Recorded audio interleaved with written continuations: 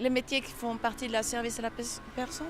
Les cours particuliers, Femme de ménage, La nounou. Femme de ménage, le jardinier, Les personnes qui viennent au domicile des personnes âgées pour apporter les repas.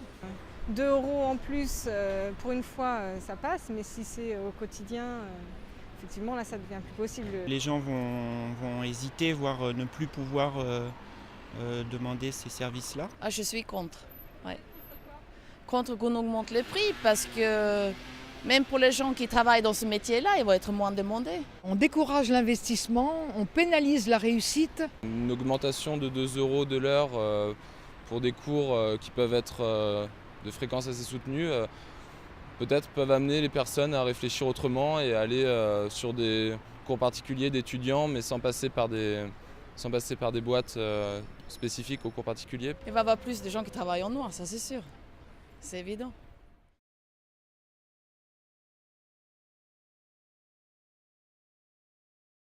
Souhaitant continuer mes études, j'ai commencé à chercher un job étudiant.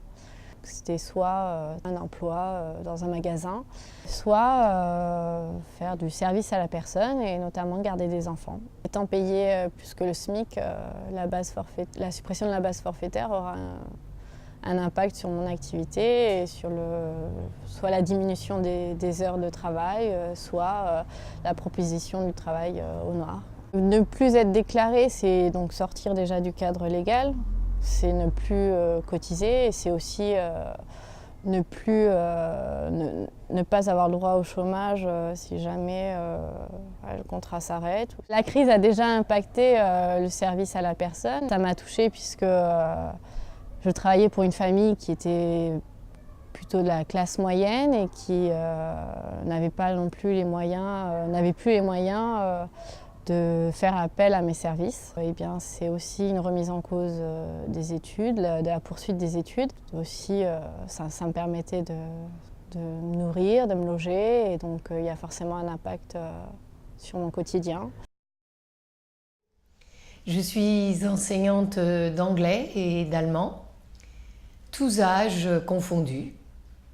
Le mot épanouissement est un mot-clé dans le service à la personne.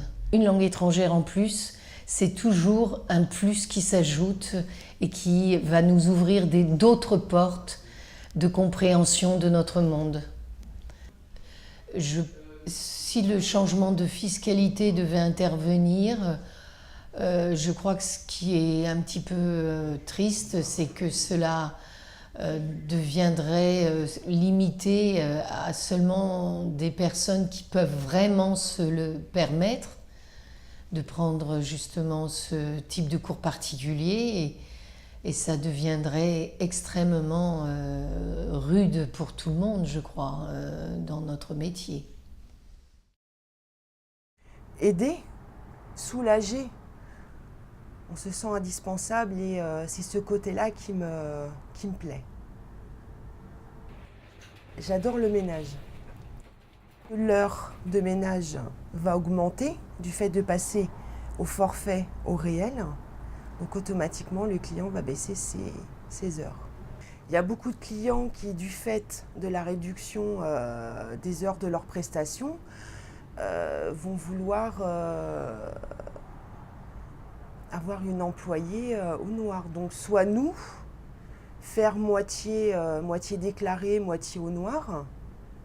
Donc, ah oui, c'est un gros risque.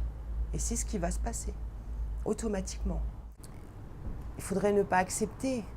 Alors après, oui, on peut ne pas accepter, mais bon, si on veut continuer à vivre décemment, oui, on sera obligé d'accepter. Hein.